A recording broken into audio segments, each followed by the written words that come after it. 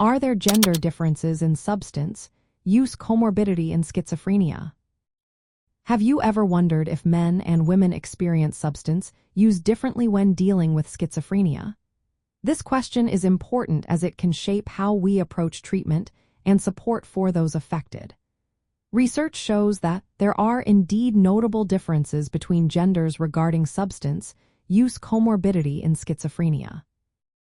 Generally, men with schizophrenia tend to have higher rates of substance use and substance use disorders compared to women. This includes a greater likelihood of using drugs like cannabis. Men often start using substances at an earlier age and may be more likely to be employed when they first seek treatment.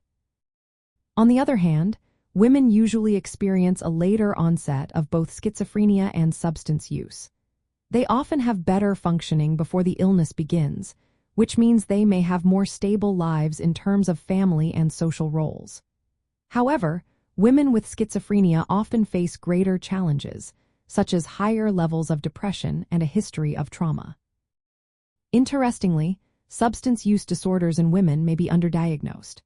Their complex clinical profiles can make it harder for healthcare providers to identify these issues.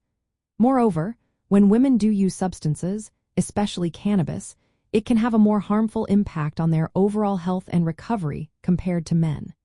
Women may find it more difficult to quit using substances, which can lead to worse outcomes in managing their schizophrenia. Longitudinal studies indicate that women with primary psychotic disorders and substance use may show a reduction in drug use over time more than men. They also tend to experience fewer positive psychotic symptoms during follow-up. However, men generally face a poorer prognosis and more severe functional impairment related to substance use comorbidity. Recognizing these gender differences is vital for early intervention and treatment. Tailoring approaches to meet the specific needs of men and women can lead to better outcomes. For instance, women might benefit from treatments that also address trauma and depression, while men may need more support in employment and managing negative symptoms. In summary, men with schizophrenia have higher rates of substance use and an earlier onset. Women have a later onset and better comorbid functioning but face greater challenges like depression.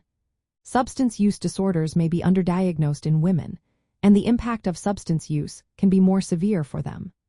Gender-specific treatment strategies are essential for improving long-term outcomes for both men and women dealing with schizophrenia and substance use comorbidity.